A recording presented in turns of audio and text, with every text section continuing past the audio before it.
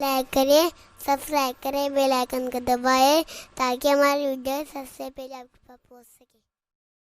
بسا اوقات ایسا ہوتا ہے کہ مرد دوسروں کے سامنے اپنی بیوی کی ڈسکریڈٹ کرتے ہیں، بے عزت کرتے ہیں۔ جیسے اپنی ماں کے سامنے، اپنے رشتہ دار کے سامنے، ماں کہاں سے میری یہ لے کر کے آ گئی، کچھ آتا ہی نہیں ہے۔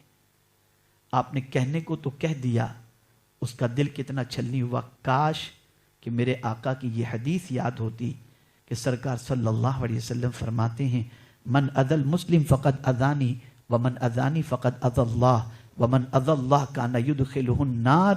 جس نے مجھے اذیت پہنچائی، جس نے کسی مسلمان کو اذیت پہنچائی، اس نے مجھے اذیت پہنچائی، اور جس نے مجھے اذیت پہنچائی اس نے اللہ کو اذیت پہنچائی، اور جس نے اللہ کو اذیت پہنچائی اس کا ٹھکانہ جہنم ہے۔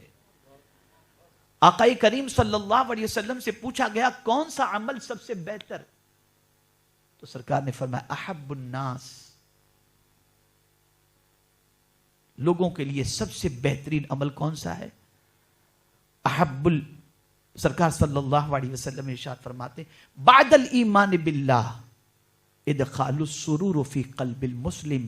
سرکار فرماتے ہیں اللہ پر ایمان لانے کے بعد جو عمل اللہ کو سب سے زیادہ پسند ہے وہ یہ ہے کہ تمہاری وجہ سے کسی مسلمان کے دل میں خوشی دوڑ جائے، خوشی دوڑ جائے۔ آپ بیوی کو خوش کریں،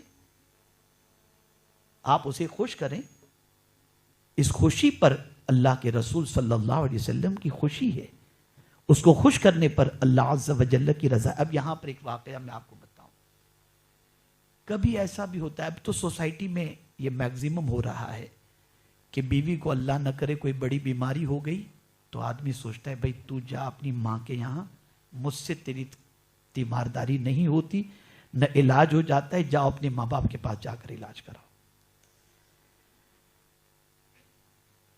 حضرت موسیٰ علی نبینا علیہ الصلاۃ والسلام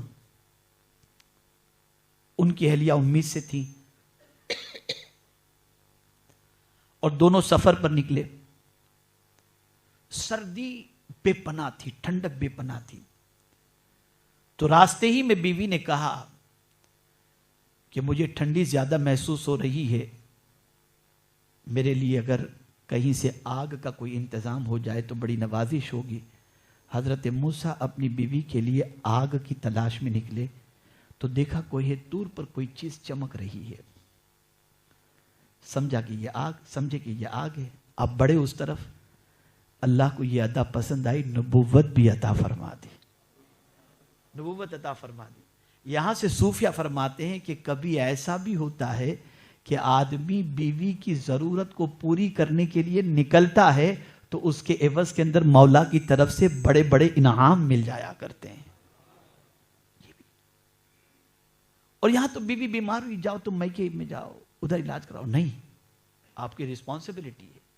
جب وہ جوان تھی، آپ کی خواہش کو پوری کرنے کے لائق تھی، تب تک تو آپ اس کو اپنی ماں کے یہاں بھیجتے نہیں تھے، تڑپتی تھی ماں کے یہاں جانے کے لیے تو آپ کہتے تھے ماں کے یہاں جانا ہو تو وہیں رہ جانا، لیکن آج بیمار ہو گئی تو آپ کو اپنے گھر میں وہ اچھی نہیں لگتی۔ اس سوچ کو بدلنا ہوگا، اس فکر کو بدلنا ہوگا۔ آپ نے جب اس کو بحیثیت بیوی قبول کر لیا ہے تو آپ کو یہ سوچ بنانی ہوگی کہ اس کا جینا بھی آپ کے ساتھ ہے، اس کا مرنا بھی آپ کے ساتھ ہے، اور اس کی ہر قسم کی رسپانسبلٹی اللہ تعالیٰ نے آپ کے ذمے رکھی ہے۔ اب اس کو نانو نفقے سے لے کر کے علاج و معالجے تک اور اچھے کپڑے پہنانے سے لے کر اچھے گھر میں رکھنے تک یہ ذمہ داری آپ کی بنتی ہے، آپ کو اس کو نبھانے کی کوشش کرنی ہے۔ اسی کے ساتھ اپنی بیوی کو ٹائم نہ دینا، رات کے 3 بجے تک دوستوں کے ساتھ گپ شپ کرنا، دوستوں کے ساتھ سیر و تفریح میں جانا، اور بیوی جو ہے وہ کروٹیں بدلتے بدلتے بیچاری سو جائے، صبح اٹھے تو بچے کو، آج کل تو آپ دیکھتے ہوں گے بس تک چھوڑنے کے لیے جو اسکول میں بچے جاتے ہیں ان کے اسکول بس تک چھوڑنے کے لیے مائیں بیچاری جاتی ہیں، بازار سے سودا سلف ساری چیزیں خریدنے کے لیے عورتیں جاتی ہیں، یہ سارے کام بیچاری، پھر آ کر پکانا بھی، اور مرد اٹھتا ہے 11 بجے آرام سے، 12 بجے اٹھتا ہے، ناشتہ دو، چائے لاؤ، یہ ساری چیزیں ہوتی ہیں۔ اب رات کو آپ کے انتظار میں 2 بجے تک بیٹھی رہے کہ آپ آئیں تو وہ دروازہ کھولے، پھر آپ تشریف لائیں تو پھر اس کے بعد آپ لیٹیں، تو یہ ساری چیزیں رشتے کو خراب کرنے والی ہیں. اسی لیے بغیر کسی ضرورت کے عشاء کے بعد گھر سے نکلنے کو حضور نے پسند نہیں فرمایا، منع فرمایا، پسند نہیں فرمایا اس کو. تو اپنی بیوی کو ٹائم دو، اس کے ساتھ بیٹھو، گھر پہنچو موبائل کا سوئچ آف کر دو یا سائلنٹ پہ رکھ دو. کوئی اہم کام ہو، کسی اہم کا کال آ جائے الگ چیز ہے. ابھی پرسوں ہی کی بات ہے کہ ڈاکٹر سے میری بات چیت چل رہی تھی تو ڈاکٹر نے مجھے بتایا کہ آپ آرام سے سو جائیں، لیکن اگر خدا نہ خواستہ کوئی پرابلم ہو تو لینڈ لائن میرا چالو رہے گا، اور یہ ہاسپٹل والے مجھے لینڈ لائن کا نمبر ان کے پاس ہے، میرا موبائل جو ہے میں اس کو سوئچ کو آف کر دیتا ہوں. تو پڑھا لکھا آدمی تو رات کو 10 بجے کے بعد اپنے موبائل کی سوئچ آف کر دیتا ہے، اور یہاں ان پڑھ مسلمانوں کا کیا حال ہے، رات کے 3 بجے تک یوٹیوب پہ لگے رہتے ہیں.